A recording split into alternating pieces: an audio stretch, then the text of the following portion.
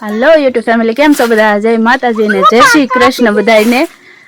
तो मारे छे ने गुंदानुं शाक खावानुं मन थई गयुं छे अमने એટલે આનંદ પડાવેલા છે ઉપર ગુંદા ઉપર જો તમને દેખાડું જો સાહેબ સડે છે हेलो ઉપર। यूट्यूब फैमिली जय माताजी ने जय श्री कृष्ण बधाने। तो આપણે આજે જો ગુંદાનું શાક બનાવવાનું છે એટલા માટે આપણે આવી ગયા છીએ ગુંદા ઉપર અને આજે તમે હાલો આપણે તમને બતાવો ગુંદા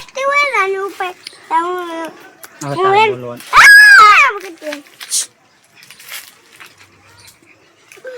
ગુંદો તો આવો મોટો તો બરો વિશાળ છે હો જેને ગુંદા ખાવાની કહેજો સાહેબ તો સડી જશે ગુંદા અંબા જો હેઠો મારી બંસી બેને લઈ લીધો ગુંદો મસ્ત મજાનો જો તો ભાઈ ફાઇનલી આપણે ગુંદા ઉપર ઉતરી ગયા છે હેઠે અને જવો ભાઈ હવે છે ને આપણે ગુંદાનું શાક બનાવવાનું છે। આપણે કાંઈ બનાવ્યું તો નથી પહેલી વાર બનાવ્યું છે એટલે મસ્ત મજાના જો આવા મસ્ત મસ્ત ગુંદા તોડી લીધા છે। જો આ છે નાના મોટી બધા તો આપણે આમાંથી નાના નાના લઈ લેવાના છે મસ્ત મજાના। તો મોટાનું ન સારું થાય ચીકણા હોય એટલે નાના નાના તોડી લઈશું। પછી હવે આગળ વ્લોગમાં બના રહેજો આપણે શાક બનાવશું ને એટલે તમને બતાવશું કઈ રીતનું શાક બને મિત્રો। હાલો મિત્રો તો હવે જો આપણે છે ને ગુંદાનું શાક બનાવવાનું છે એટલે ગુંદા છે ને આપણે ફોલવા માંડ્યા સહી અને ગુંદા ફોલે નહીં હાલો તમને બતાવું। જો હવે આ છે ને આખા ગુંદા છે એ ગુંદાને આ છે ને જો આપણે મેડમ છે ને ને ગુંદાનું શાક બનાવવાનું છે ઠીક તમને આવડે ને પાછું ઠીક તું બનાવ તાર મમ્મી તું બનાવી જો ઈ બનાવશે જો ગુંદા અમદા પાણી પાણી ભાંગે હો માં ઢીંગલી।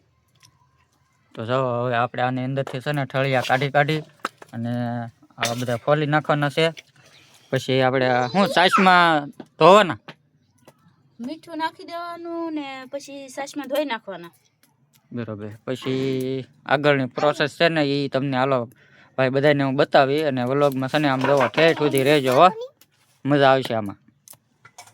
તો જા આપણે ગુંદાને મીઠાવાળા કરીને હવે છાશમાં ધોઈ નાખ્યા છે મસ્તના ચાલુ છે હજી ધોવાનું છાશમાં ધોવાઈ જાય પછી વઘારીએ આપણે શાક બનાવીએ મસ્તનું। વ્લોગમાં બના રહેજો આગળ આવશે બહુ મજા પૂરો વિડીયો જોજો તો બહુ મજા આવશે।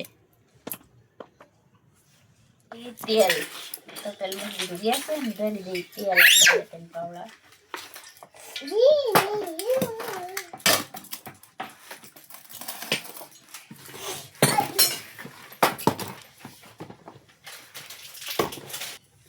એમના તેલ આવી ગયું છે એટલે હવે નાખી દઈએ જીરું હવે નાખી દઈએ આપણે ગુંદા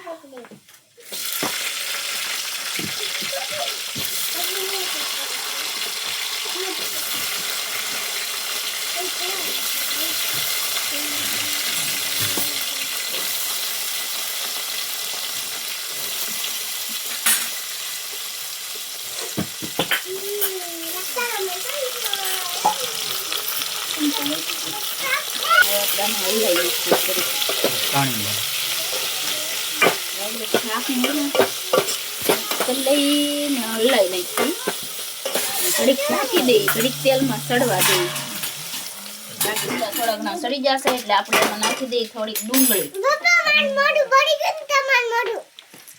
ટમેટા નાખવાના હોય પણ ટમેટું મને ત્યાંની ભૂલાઈ દીધું એટલે અમને તો જો ખાલી ડુંગળી નાખી છે ઘડીક સડવા દઈએ હવે ડુંગળી નાખીને જો મસ્ત ના સડવા આવી ગયા જો હવે આપણે ડુંગળી નાખી દીધી એટલે ઘડીક ઢાંકીને મૂકી દઈએ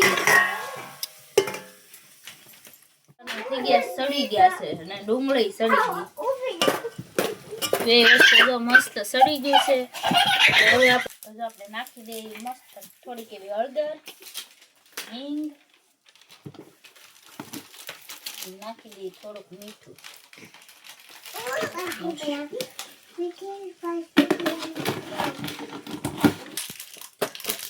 આપણે હળદર હિંગ ને મરચું ને મીઠું નાખી દીધું છે ને હવે આપણે કરી દઈએ મિક્સ બધું અને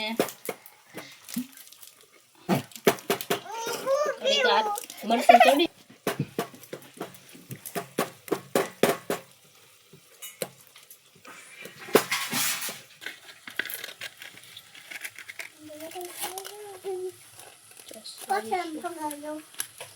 હવે નાખી દેવાનું છે આમાં દહીં.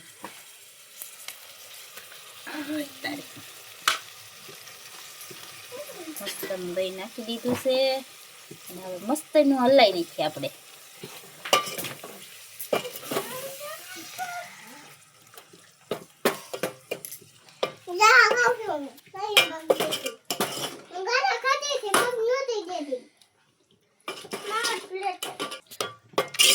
મસ્ત મજાનું દહીં નાખી ને હવે ઘડીક છે ને આપણે હલાવી ઘડીક સડવા દઈએ એટલે આપણું શાક બનીને થઈ જાય તૈયાર.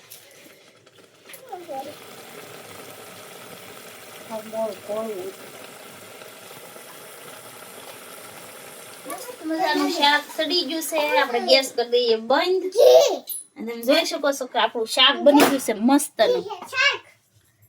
જેને ખાવું હોય ઈ કોમેન્ટમાં કહેજો અને કેવું બન્યું શાક ઈ કહેજો કોમેન્ટમાં.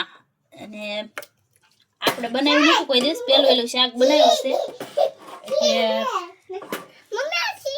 હવે આપણે છે ને શાકમાં નાખી દઈએ થોડાક ધાણા. શાક સડી ગયું એટલે હવે આપણે એમાં નાખી દઈએ ધાણા મસ્તના કટિંગ કરી.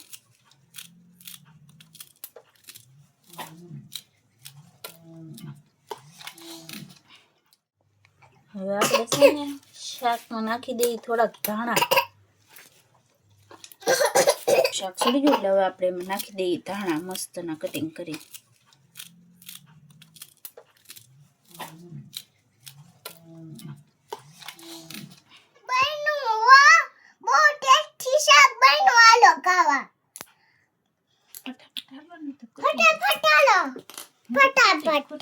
જો મિત્રો હવે બહુ બની ગયું છે આપણું શાક રેડી. અને હવે જો બધા ખાવા માંડ્યા છે તો મેડમ શાખીને બતાવશે કેવું બન્યું એમ.